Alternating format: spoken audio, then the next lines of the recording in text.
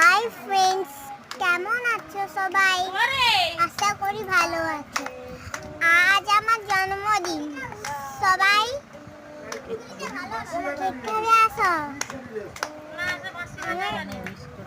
আমার happy birthday wish করবে না? আমাকে উইশ করে দাও প্লিজ। ভালো লাগলে একটা লাইক, কমেন্ট, শেয়ার এবং সাবস্ক্রাইব করে দাও প্লিজ। সবাই ভালো থেকো, সুস্থ থেকো। সবাইকে